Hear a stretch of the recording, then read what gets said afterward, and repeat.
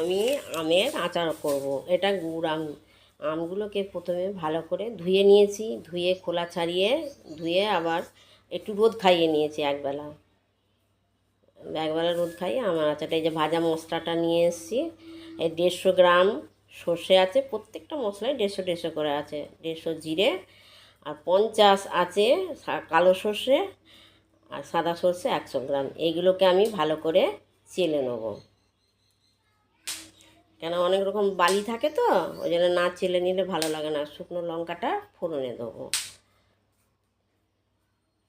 এটা চেলে নিয়ে এগুলোকে ভেজে নিয়ে আসবো প্রত্যেকটা মশলাকে। এটা ঠান্ডা হয়ে গেছে,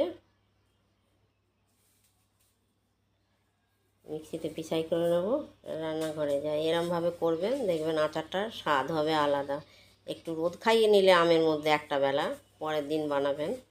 যে কড়াতে তেল, 5 ফোড়ন, শুকনো লঙ্কা দিয়ে একটু হলুদ দিয়ে দিলাম, যাতে হলুদের গন্ধ না হয়। হলুদটাকেও ভেজে নিচ্ছি তেলের মধ্যে দিয়ে, এরপরে আমি আমগুলোকে দিয়ে ভালো করে ভাজবো।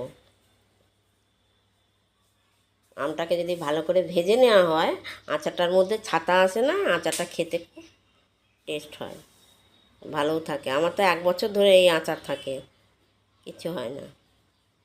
আমি আচার করে রোদেও দিই না, কিছু না, ওই করলাম ঠান্ডা করে জারে করে পুড়ে রেখে দিই। ভালো করে আমটাকে বেশ নেড়ে ভেজে নিতে হবে। আমি তো এক হাতে করে মোবাইল ধরে আছি, আপনাদের ঠিক মতো নেড়ে দেখাতে পারছি না। প্রত্যেকটা আম যেরকম করে আমরা তরকারিকে কষে নেওয়া হয়, ঠিক আমটাকে সেইভাবে ভেজে নেওয়া হবে। এর মধ্যে দিয়ে দিচ্ছি লবণ স্বাদ অনুপাতে,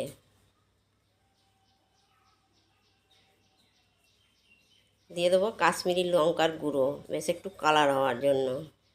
এই দেখুন আমের কালারটা দেখেছেন। আর দুদিকে দুটো কড়া বসিয়েছি তো, দেখুন মোট 8 কেজি আমের বানাচ্ছি এটা আমি। দেখেছেন কালারটা কীরকম ফুটছে টকবক করে। আর এই গুড় আম বসানো মানে কি, এটাকে ছেড়ে দিলে হবে না, নেড়ে যেতে হবে, না তলায় ধরে যাবে। সম্পূর্ণ এটা হয়ে যাওয়ার পর ভাজা মশলাটা দেবো। এটাকে ভালো করে নেড়ে দেখতে হবে কীরমভাবে ফুটছে। এই যে ভাজা মশলাটা, এটা আমি বাটির মাপ করে নেব।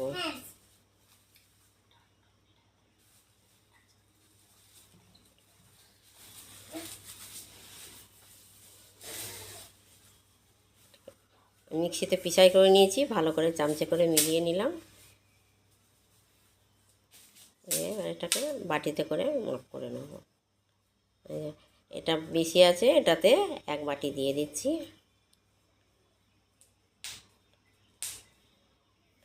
এক বাটি দিয়ে না দিলে, মশলাটা না দিলে বেশ টেস্ট হবে না। আর এটার মধ্যে 1 বাটির কম, মানে হাফ বাটির একটু বেশি,